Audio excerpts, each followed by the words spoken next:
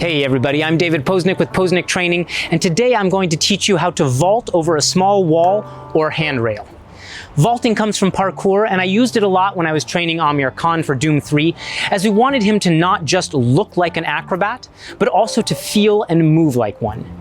Vaulting is easier and safer than it looks, if you learn it correctly.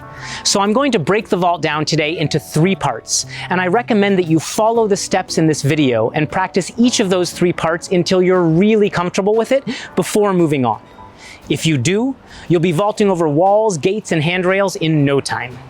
You can vault over just about anything, but the easiest way to start is to find a flat handrail or a small wall.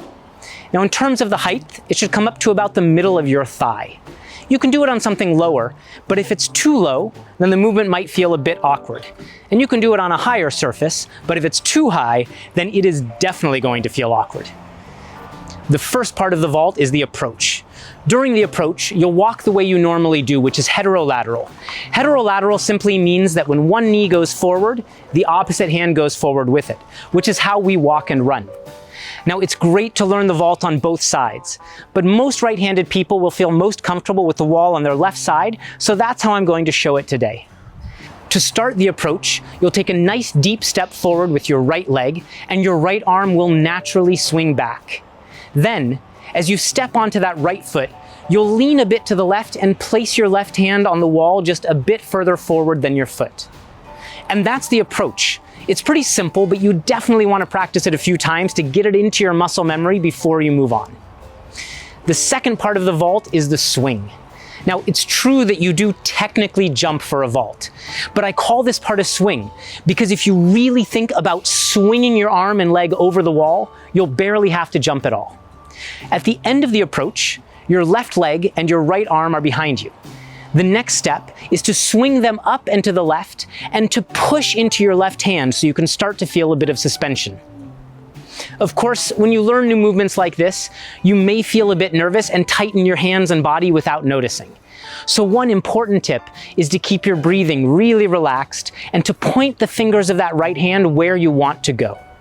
Now, before you move on to the third and final part of the vault, you want to combine the approach and the swing. So you'll take that step forward, lean in and place your hand on the wall. Then you'll swing your arm and leg up and push into your hand so you feel that little moment of suspension. If you get this part down solid, the rest will be really easy. So be sure to practice them together until this movement is smooth and you feel really relaxed doing it. The third and final part of the vault is the float. Now, I call this part the float because if you get that nice swing with the arm and leg, you should actually feel like you just float right over the wall.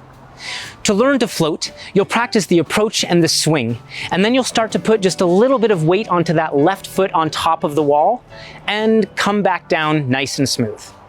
Once you feel comfortable with that, it's time to get that second foot up there as well. And now you'll go over the wall for the first time. In the actual vault, the left leg will lead your body all the way over the wall. So you want to replicate that in your training. Start nice and slow. Left, right, up, and left, right, back down. Left, right, up, and left, right, back down. Then, as you feel more comfortable, you can move faster and try to keep your feet really light on the wall as you go over. And now you're ready for the full vault. You already have the entire movement in your body.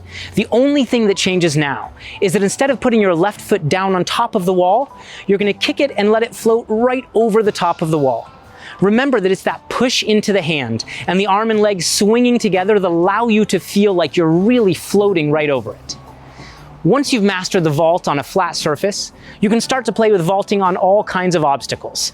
If you want to vault over a handrail, you won't be able to practice stepping your feet up onto it, but you can still practice the approach and the swing before going all the way over. If you want to vault over a bench, you can always land first on the seat of the bench a few times before vaulting over the entire thing. The thing that I loved most about becoming an acrobat was feeling how the world around me transformed into my own personal playground and my own personal gym. I realized that I could have fun and get a workout no matter where I was, and that's what I wish for you. If you like lifting weights at the gym, that's great. So do I. But remember that all around you, no matter where you are, there are things to climb up, there are things to hang off of, and there are things to jump over.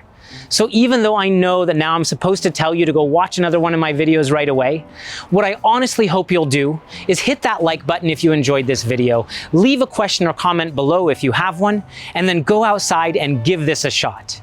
I'm David Posnick with Posnick Training. We'll see you soon.